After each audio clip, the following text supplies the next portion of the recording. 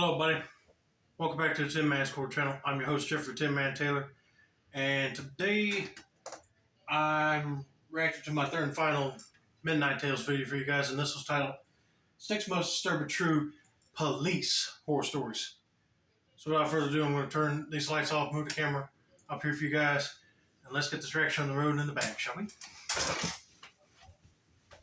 Okay, here we go.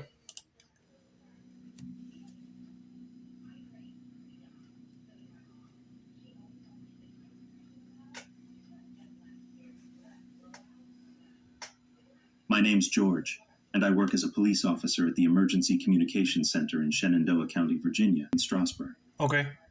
It's not exactly the dream job I had in mind growing up. I actually wanted to get into acting after college, even auditioned for some TV shows and movies, but nothing ever panned out.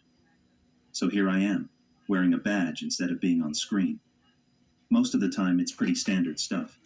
Nothing too crazy, just writing reports, responding to calls, dealing with the occasional drunk guy yelling nonsense in a parking lot. Hey, you never know when you might get a call saying, hey, we need you to audition for this commercial or for a character in a television show. So if you want to be an actor, just hold on to that dream, pal. Right opportunities might come your way. You just don't know. But holding down a job as a police officer ain't that bad, even though it may get ugly trying to deal with drunks or filing out reports all day. But anyway, let's continue with this guy's story, see what happens next. But there was this one night in December that completely threw me. It was just about midnight when a call came through about a woman causing a scene at one of the Ramada hotels. Apparently, she was breaking things and yelling at people in the parking lot.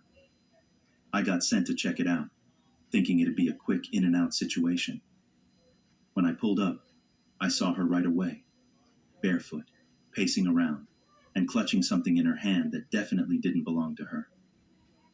I tried calling out to her calmly, letting her know she wasn't in any immediate danger, and that I just wanted to talk. But she was all over the place, talking fast, not making a ton of sense, and clearly out of it. She asked if I was going to take her to jail, and before I could even answer, she lunged at me out of nowhere.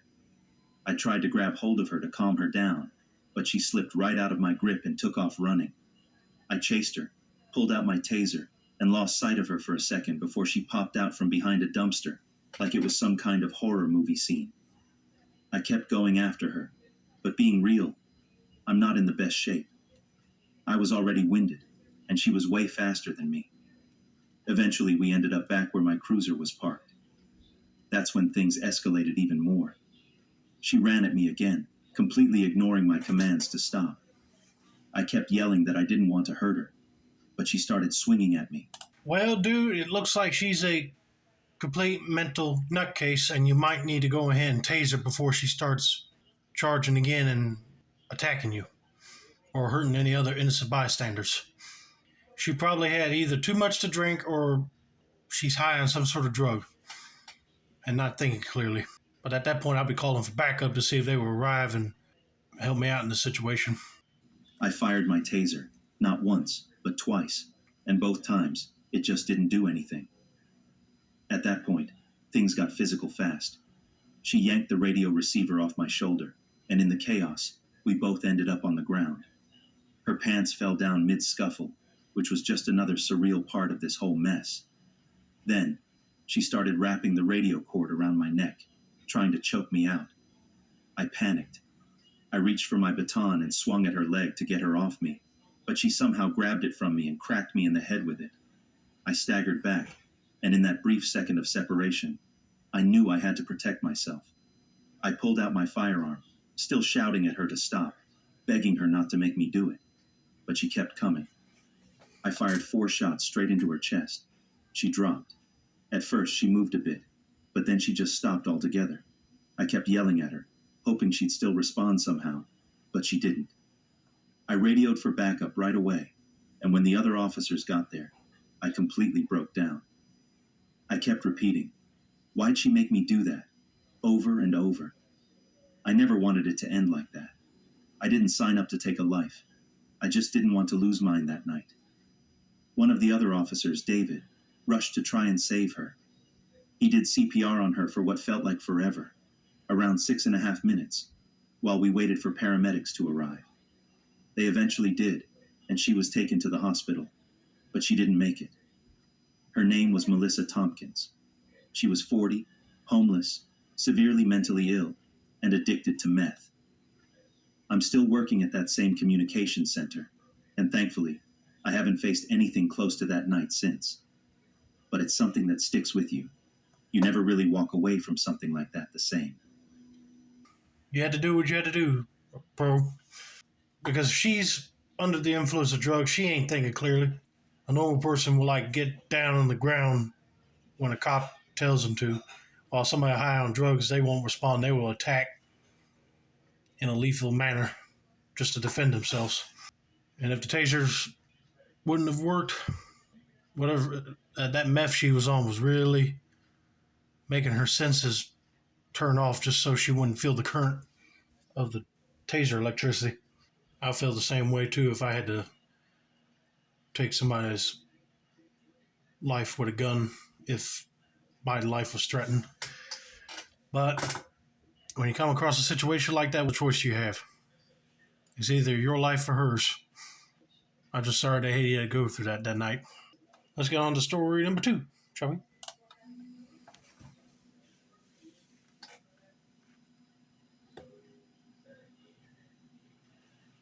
So this happened on April 16th, 2022, and it's honestly one of the worst days of my life. My grandma, who was 75 at the time and battling pretty serious dementia, had a complete mental breakdown that night. I'd seen her have rough days before, moments where she'd be confused or agitated. But this was something else entirely. She was pacing around, saying things that didn't make sense, and eventually she grabbed a kitchen knife, which completely terrified us. None of us, me, my mom, or my sister, knew how to handle it properly, and we definitely aren't medical professionals, so we figured the safest thing to do was to call 911. An officer showed up around 6:45 in the evening. We were all already waiting near the front door when we heard him knock and call out, "Police department, can you step out for me?" I remember telling him to be careful before we opened the door. We thought he'd come in calmly and try to talk her down. Instead, the first thing out of his mouth when he spotted her was yelling for her to drop the knife, and it all spiraled from there. He didn't try to de-escalate at all. He just kept yelling and pointing his weapon at her while she stood there. Yeah, some cops don't know how to de-escalate a situation. You see it all the time in them videos where they just come out guns a-blazing. They act like they're saving the day, but you're just making it worse. I mean, you're not supposed to go in there and start yelling at somebody if they have a mental problem. I thought you were supposed to learn that in the academy. Oh boy, I know how this is going to spiral out of control, but I don't want to jump ahead, so let's just continue on with this guy's story and see what happens next. Clearly confused and overwhelmed. None of us dared step in. We didn't want to get arrested or make things worse. But it felt so wrong watching him escalate everything. From where we were standing, it was obvious he had no idea how to handle someone with a mental illness. My grandma wasn't charging him or anything, but he had his gun locked on her like she was some kind of threat to national security. Then, just like that, he fired twice. We heard the shots, then this heavy, horrible sound as her body hit the floor. All of us just broke. My mom lost it, started screaming, and I was in total shock. More officers showed up seconds later, and while some of them tried CPR, the one who fired his gun casually walked through the house like it was just another day at work. When he came back outside, you could feel the rage building. My mom had to be held back because she was about to go off on him. And honestly, I don't blame her. Despite everything, my grandma didn't make it. She died shortly after from her wounds. Just like that, she was gone. The worst part, the officer who shot her didn't face any charges. The district attorney reviewed it and decided not to prosecute. And a couple of months later, the guy was back on duty like nothing ever happened. Our family was beyond angry. We ended up filing a lawsuit against the city, and after a long, painful process, they agreed to a $3 million settlement. It didn't bring my grandma back, though. That pain doesn't go away. It's been almost 3 years, and I still think about that night all the time. I can still see it in my head like it just happened yesterday. Okay, I am really pissed. I cannot believe the city would keep that guy on as an officer since he shot an elderly woman that has dementia. He should have been trained on how to approach somebody in that manner and learned how to de-escalate a situation quickly. But I'm glad they sued the city and got $3 million. But like he said, it won't bring the grandma back. But one of my grandmas had dementia. And if we had to call cops for assistance with her, I would have been scared one of them cops did the same thing like this one did. And I'll be having a fit just like the mom here would be. But if she tried to attack him, then they probably would have pressed charges on her for assaulting an officer. If he did not shoot the grandma, then none of the family members would have been angry about him. This is why when cops are being brought in from the academy, they should go through some sort of mental evaluation. If it just seems like they want to go in gung-ho and start shooting up the place, then they don't need to be a cop. All right, let's get to the next story before I lose it here.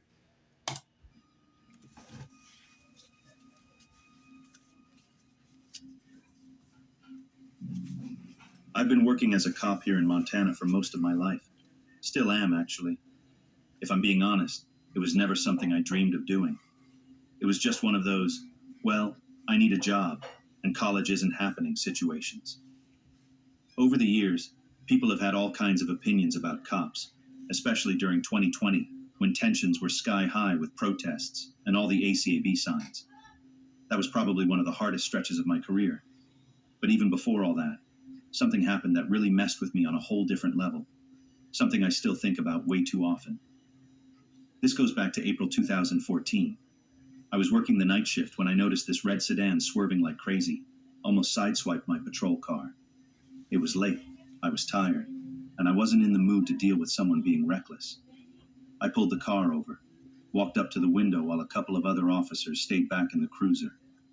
I saw 4 people in the car.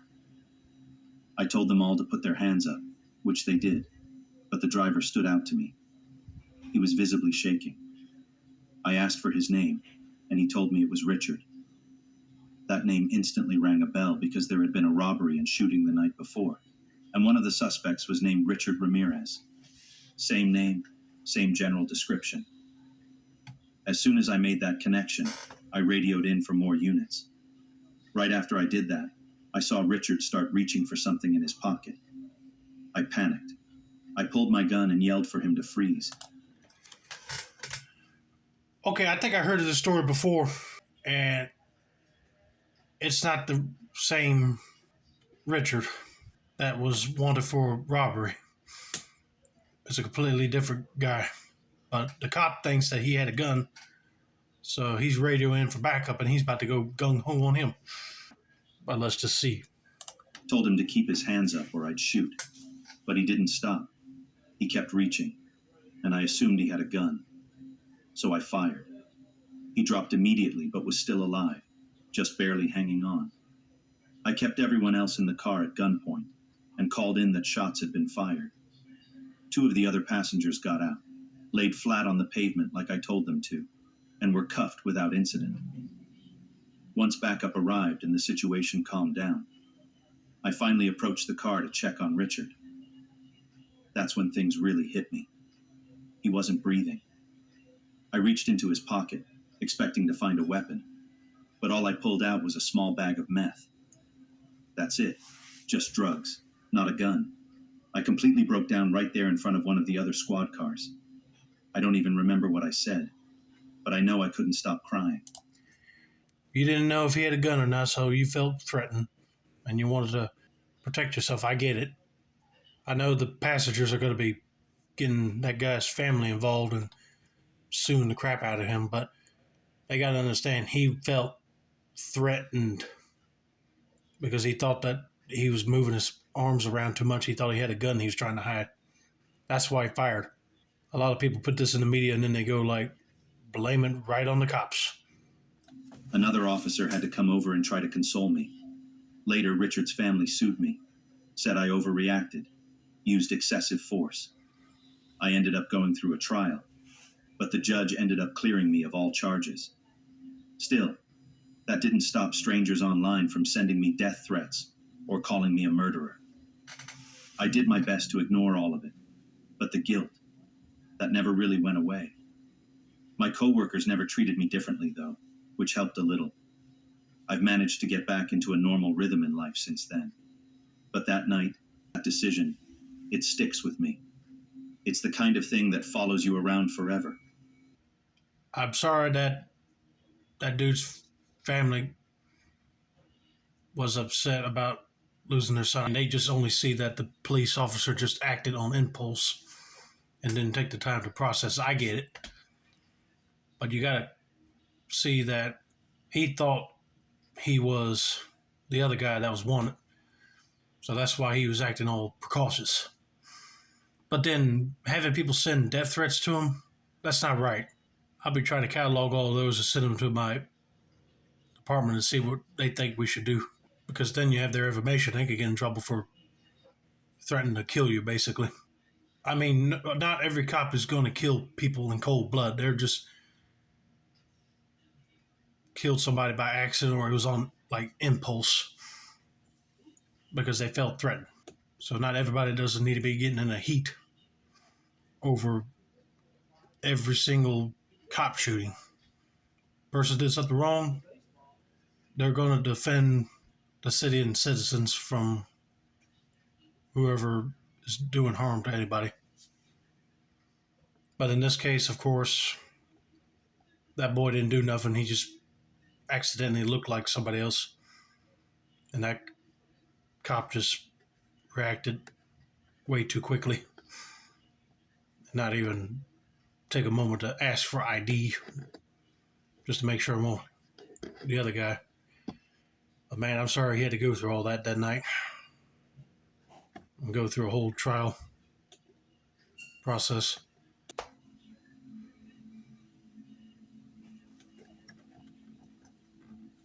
This happened about a year ago, late one night while I was on patrol in Tennessee.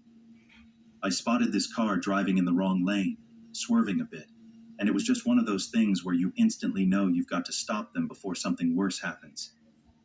So I pulled the guy over, and as I walked up to the vehicle, I could see it was a young black man with dreadlocks. I asked him to pull into the nearest driveway so we weren't blocking the road, and he did, no problem. Once we were safely off to the side, I approached again and introduced myself. Told him I worked with the county sheriff's office, and that I stopped him because his driving was all over the place. He immediately started apologizing, saying something about fixing his hair, which sounded like a weak excuse. I asked him if he'd been drinking or using anything, and he insisted he hadn't touched anything. No booze, no weed, nothing. But the inside of his car told a different story. The smell of weed was pretty strong, so I asked for his license and registration. He said the car was his mom's, which I verified when I ran his info, and saw everything checked out under the name Kenneth DeHart. Just to be safe, I called for backup before moving forward, because I could tell this situation wasn't going to stay calm for long. Yeah, I know that this boy is probably going to act all crazy on him and think that his life was threatened. But I don't know if that's going to happen. But you really had to tell the cop that you were trying to fix your hair? I mean, dude, you could just shake your head around and get your dreadlocks in the right position so they won't be hitting the top of the roof if that was the case. But I guarantee you he was drinking, and he just don't want to own up to it. It was a good idea for that cop to call backup when he did. Things might go down bad if he didn't. When I came back to the car, I asked him to step out since the smell was enough to investigate further. He kept pushing back, saying he didn't smoke, and even told me I refused the search. I almost laughed at how confident he sounded, but I calmly let him know that wasn't really how things worked in this case. We went back and forth for a few minutes until my partner Greg showed up. Greg didn't waste any time. He could tell I was dealing with someone being difficult, So he stepped up and told Kenneth plainly, "Get out of the car, or you're going to jail." At that point, things went downhill fast. I tried opening the door, and Kenneth slammed it shut. Greg stepped in and got it open again, and we both tried pulling him out, but he started resisting hard. He kept saying we weren't allowed to do this, and it was clear he wasn't coming quietly. Greg pulled out his taser and warned him multiple times, but Kenneth just ignored him. So Greg finally used the taser. It didn't stop Kenneth. He actually closed the door again, so Greg tased him a second time. Dude, I don't know what you're thinking, but they have every right to do what they're doing. If they tell you to step out of the car, you step out of the car. No questions asked. You see it all the time in these videos where people like to only crack their window halfway and not show their license or registration to cops. That really makes me mad. Just go ahead and give them the information just so you can get it over with. Don't just be a butthole about it. But I know this guy's going to suffer the consequences now since he's resisting the officer's commands. That time, Kenneth screamed, and Greg told me to unbuckle his seatbelt so we could get him out. It wasn't easy. The guy was strong and fighting back, and while I was trying to unbuckle him, Greg had to tase him a third time. That's when things got even worse. During the struggle, I got zapped by the taser too. I backed off, hurting, and as I looked back at the car, I saw Kenneth roll the window up, and then I saw it. A gun in his hand. Before we could react, he shot Greg twice, then turned and shot me in the leg. I stumbled away, shouting in pain, trying to make it back to the squad car as Kenneth drove off. Even while bleeding, I managed to pull out my gun and fired several shots at the fleeing vehicle. I called for immediate backup, reporting that I'd been shot. As I looked back, I saw Kenneth shoot Greg one last time while driving away. A few people who had stopped nearby heard me yelling for help and thankfully ran over without hesitation. I was calling out Greg's name, but there was no response. A woman helped me into her car and just stayed with me while I tried to catch my breath and process what had just happened. More officers arrived shortly after. They helped me into one of their vehicles and got me to the hospital. Meanwhile, others stayed behind to try and help Greg, but it was too late. There was nothing anyone could do for him. At the hospital, they patched me up. Kenneth was on the run, and for 5 long days, there was a manhunt going on.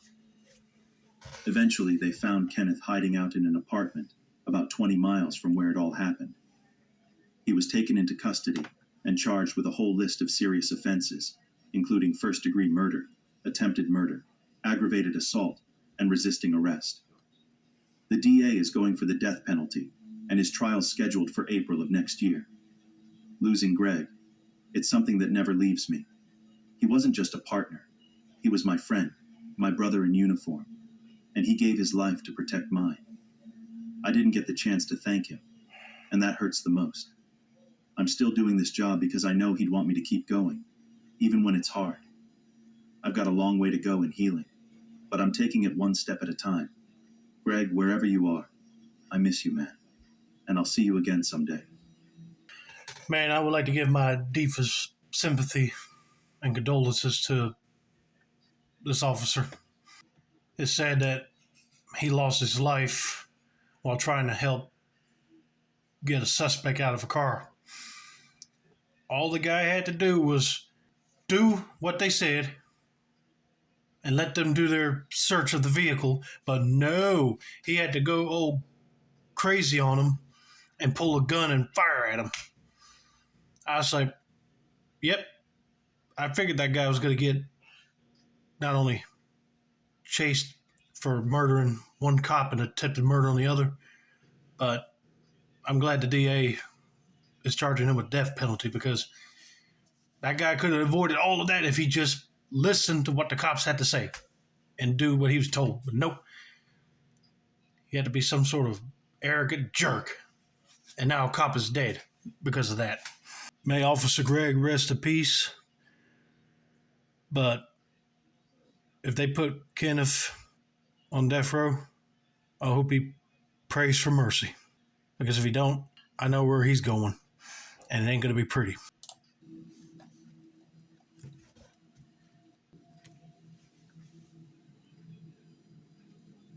I've been in law enforcement since right after college, got my degree, landed the job pretty quick, and have been doing it ever since.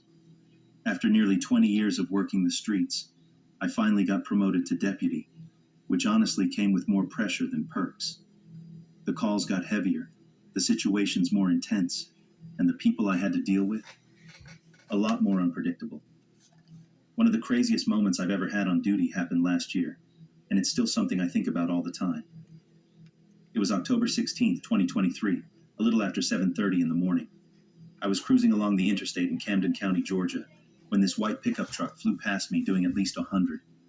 I immediately flipped on my lights, pulled him over, and got on the speaker, telling him to step out of the truck. I had all the windows down and was practically shouting into the speaker, repeating myself over and over. But the guy just sat there, ignoring everything. Frustrated, I finally stepped out and started yelling directly. No speaker, just me and my voice. That finally got his attention. He got out, clearly irritated, and as I told him to turn around and put his hands behind his back, he snapped, "I ain't doing shit." I put my hand on his shoulder, hoping he'd come to his senses, but instead he flinched and jerked away. I gave him another clear warning. Either comply or I'd use my taser. That got him moving, but only halfway.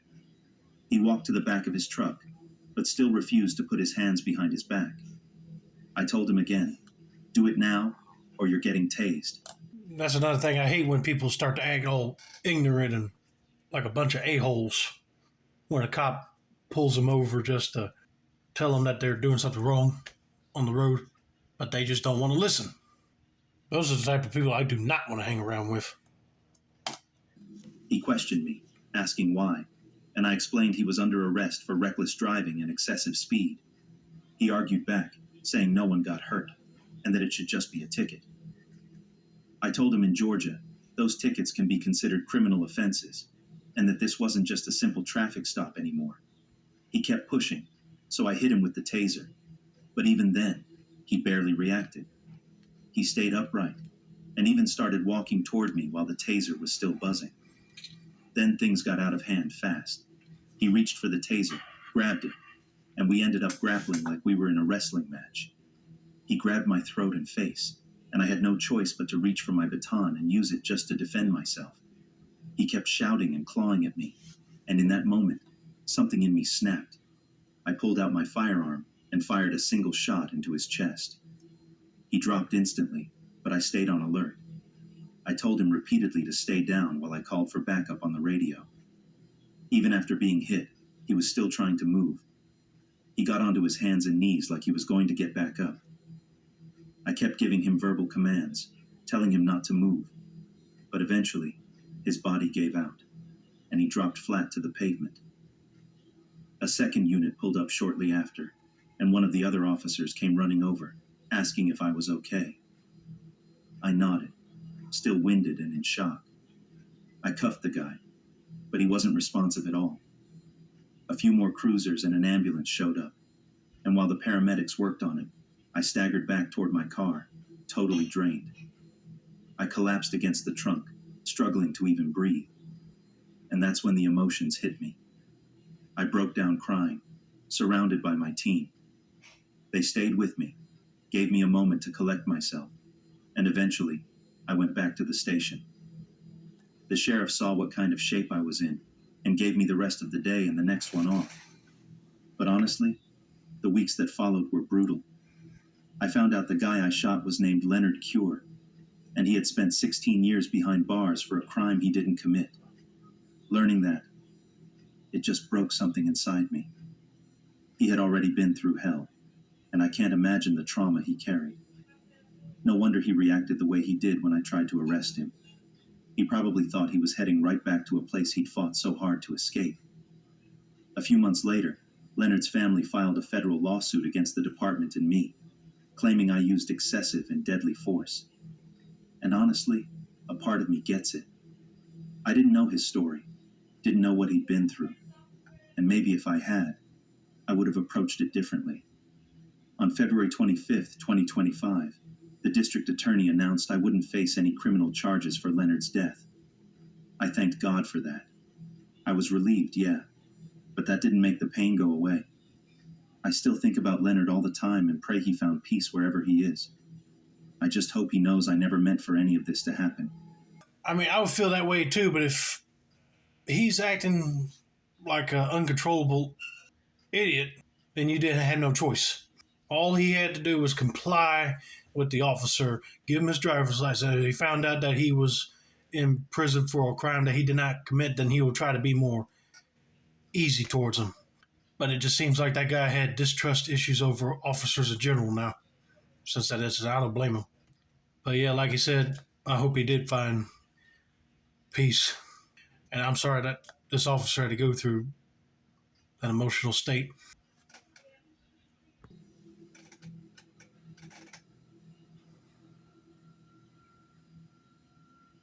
This happened in October of 2024. It was about 1 in the morning, and we got called out to this house in Bridgeport, Connecticut about a guy acting out of control, possibly dangerous. I showed up with a few other officers, and we headed up to the front door to check things out. One of the guys on our team knocked, and 2 men eventually came to the door, both black, one bald, the other wearing a round, kind of stylish hat. But they didn't say a word, just stood there quietly behind the glass. We knocked again, and this time I asked the guy with the hat to unlock the door. He turned away without saying anything, kind of blocking the other guy behind him, like he didn't want him to get to the door. That instantly set off some alarms for me.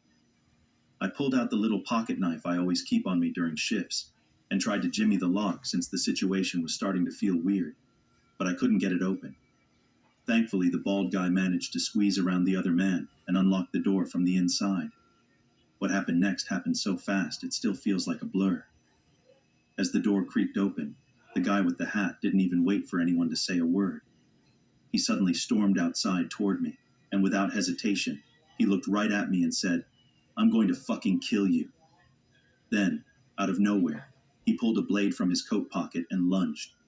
I felt the knife jam into my shoulder, then rip out just as quickly.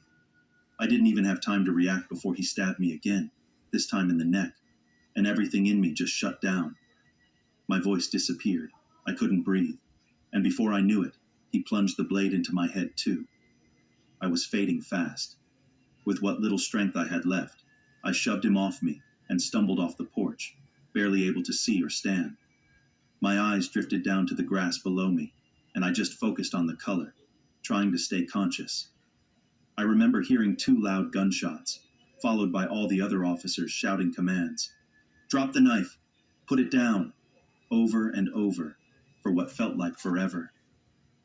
Medics showed up right around that time and rushed in to help.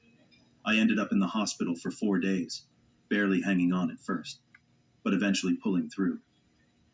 The guy who attacked me took 2 bullets to the spine. He survived, but now he's paralyzed from the waist down and waiting for his trial in county jail. I'm not going to lie. That night shook me to my core. I came so close to dying that I still get chills thinking about it.